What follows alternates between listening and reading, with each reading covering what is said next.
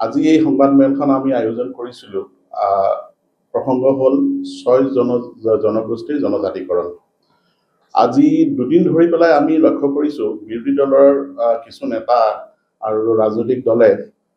তেখেতসকলে এই যিটো বিধানসভাৰ ঐতিহাসিক প্ৰস্তাৱ, এই প্ৰস্তাৱৰ কিছু আখৰা দেখাই পেলাই তেখেতসকলে মন্তব্য ৰাজহুৱাভাৱে কৰিছে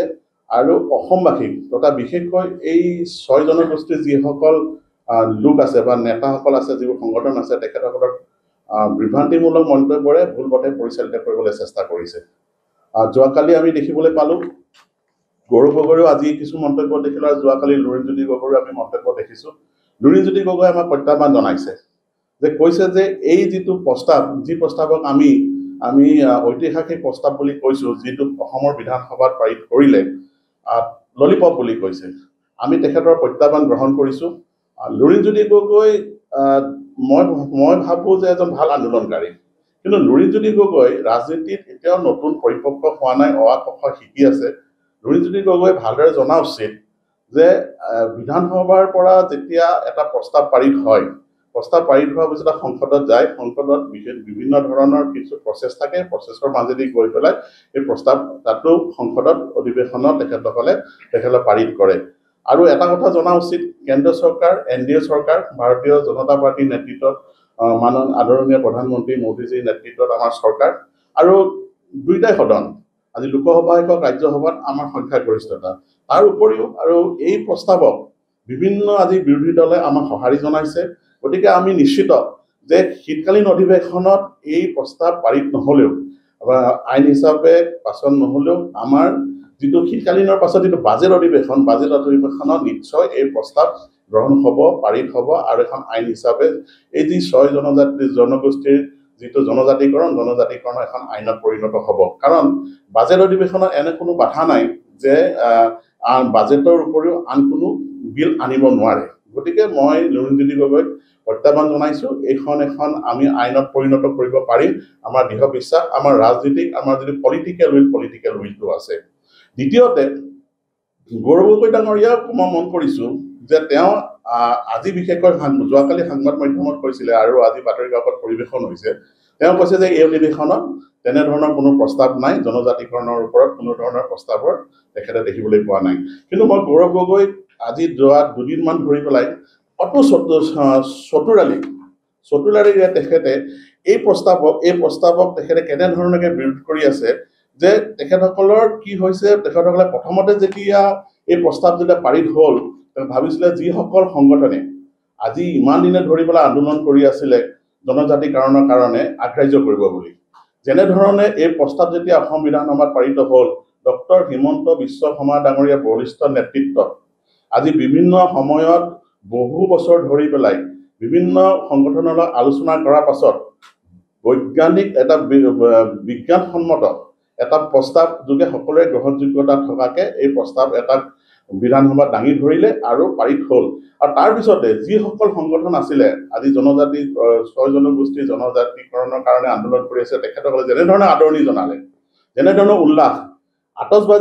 আতচবাজি জ্বলাই হ'লেও, পতাকা ফুটাই হ'লেও তেখেতক যেনেধৰণে এই প্ৰস্তাৱ আদৰণি জনালে আৰু বিৰোধী শংকিত হৈ গ'ল। এই যে ৬টা জনগোষ্ঠী আছে, এই ৬টা জনগোষ্ঠীৰ প্ৰায় ১,৫০,৬০,০০০ জনসংখ্যাৰে সম্বলিত এইটা ৬টা জনগোষ্ঠী। আৰু এইসকলৰ ভিতৰত আহোম জনগোষ্ঠী আছে, চাহ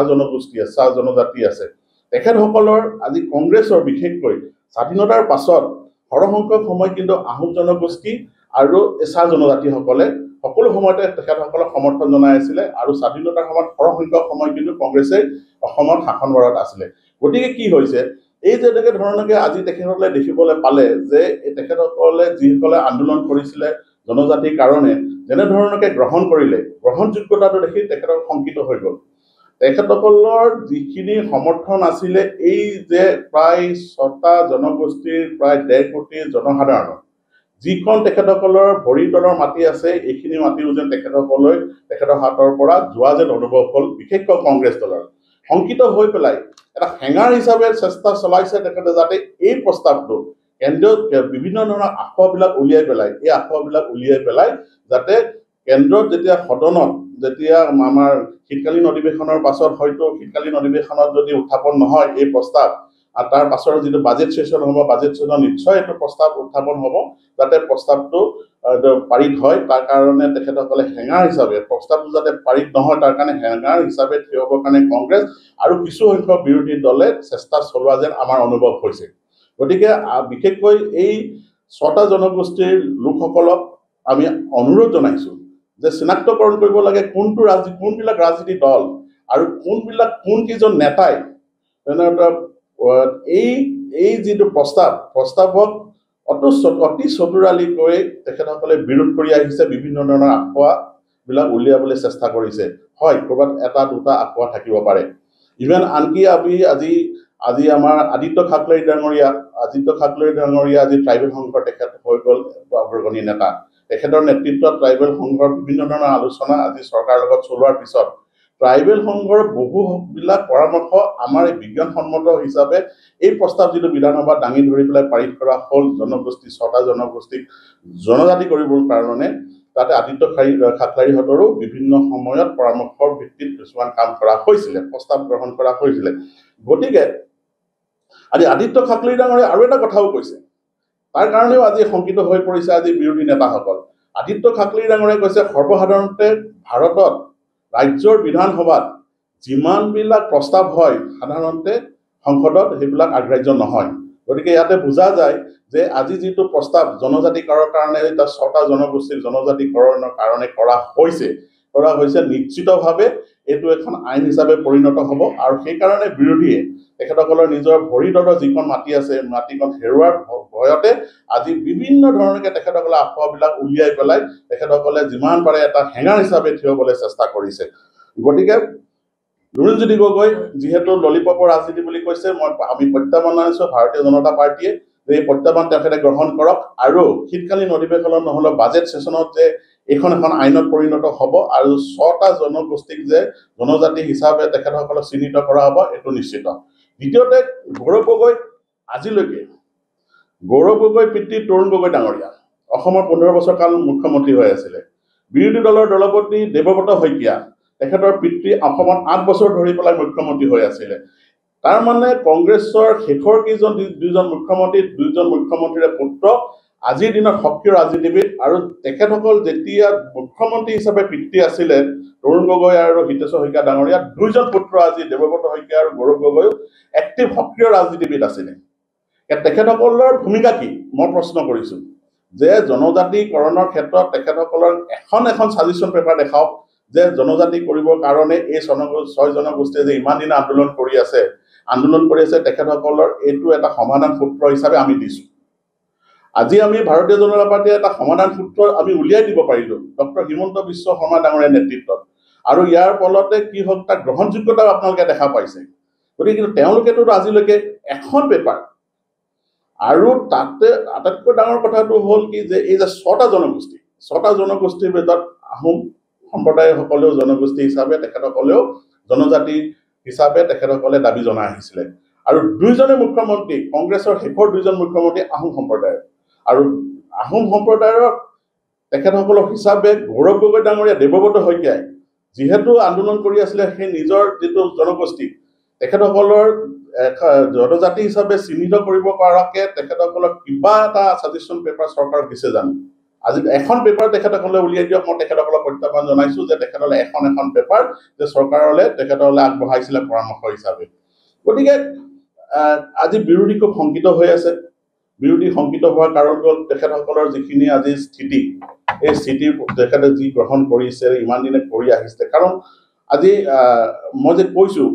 যে কংগ্ৰেছে ইমান দিনে শাসন কৰি আছিলে কংগ্ৰেছে শাসন কৰাৰ সময়ত সৰ্বাধিক সময় কিন্তু কোনকেইটা জনগোষ্ঠীয়ে তেখেতসকলক সম্পূৰ্ণৰূপে সহায় সহযোগ আগবঢ়াইছিলে যাৰ ফলত তেখেতসকলে শাসনভাৰ থাকিব পাৰিছিলে তাৰে ভিতৰত আছিলে এটা আহোম জনগোষ্ঠীটো তাৰ ভিতৰত এটা আছিলে চাহ জনগোষ্ঠী আজি চাহ জনগোষ্ঠী আৰু আহোম জনগোষ্ঠী আজি আমি ডক্টৰ হিমন্ত বিশ্ব শৰ্মা ডাঙৰীয়াৰ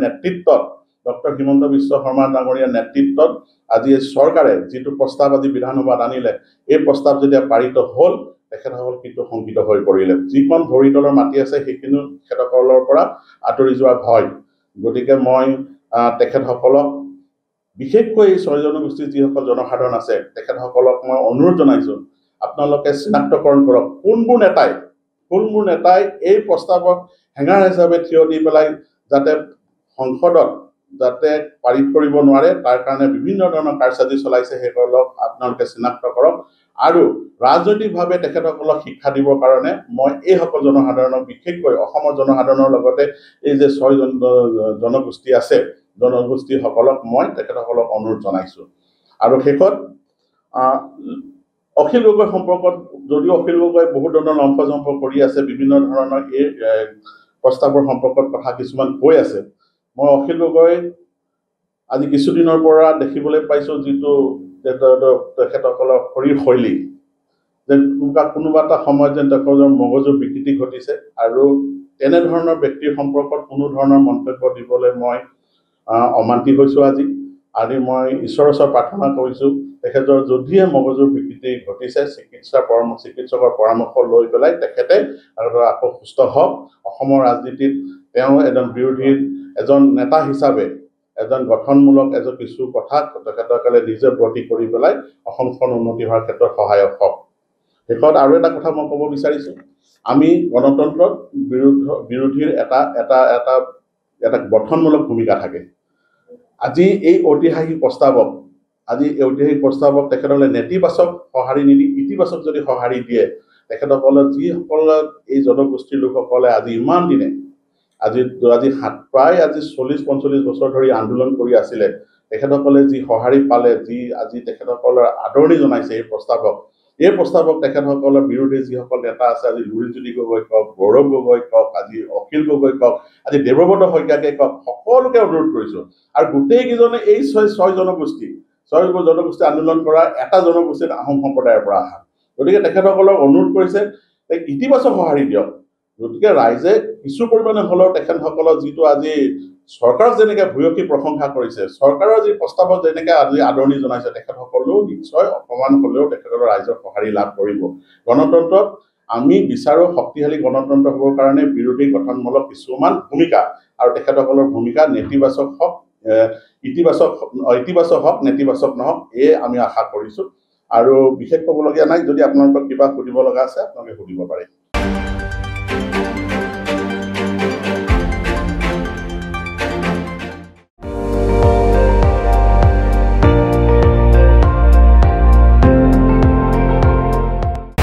আপুনি চাই আছে ND24